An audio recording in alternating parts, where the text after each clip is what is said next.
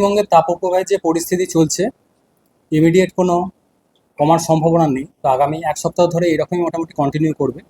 বরং দিনের তাপমাত্রাটা আগামী 2-3 দিনের মধ্যে আরও 1 থেকে 3 ডিগ্রি মতো বাড়বে। সমস্ত জেলাতেই দক্ষিণবঙ্গে তাপপ্রবাহের সতর্কতা থাকছে। কোথাও কোথাও তীব্র তাপপ্রবাহেরও সতর্কতা রয়েছে। যেমন 25 তারিখে দক্ষিণ 24 পরগনা, পূর্ব মেদিনীপুর, পশ্চিম মেদিনীপুর, পূর্ব পশ্চিম বর্ধমান, হাওড়া, হুগলি, মেনলি এই জেলাগুলোয় তীব্র তাপপ্রবাহের সতর্কতা রয়েছে।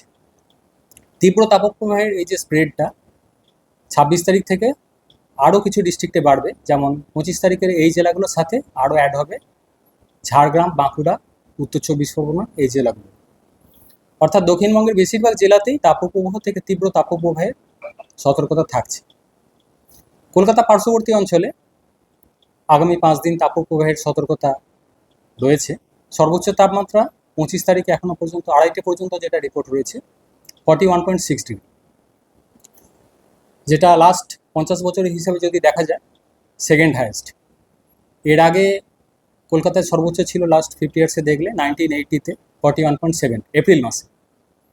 এবছর আজকে যেটা গেছে 2:30 পর্যন্ত 41.6।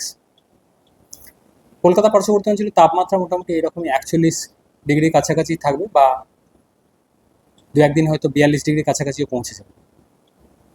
উত্তরবঙ্গের জন্য মেনলি মালদা, উত্তর দক্ষিণ দিনাজপুর এই জেলাগুলো তাপপ্রবাহ থেকে তীব্র তাপপ্রবাহের সতর্কতা রয়েছে আগামী 5 দিন। আর জলপাইগুড়ি, আলিপুরদুয়ার, কোচবিহার এই জেলাগুলোতেও যথেষ্ট গরম এবং অস্বস্তিকর ওয়েদার থাকবে। বৃষ্টিপাতের সম্ভাবনা মেনলি উত্তরবঙ্গের দার্জিলিং, কালিম্পং সংলগ্ন জলপাইগুড়ি এই জেলাগুলো হয়তো 2-1 জায়গায় লোকালাইজড বৃষ্টির কিছুটা সম্ভাবনা থাকছে আগামী কয়েকদিন।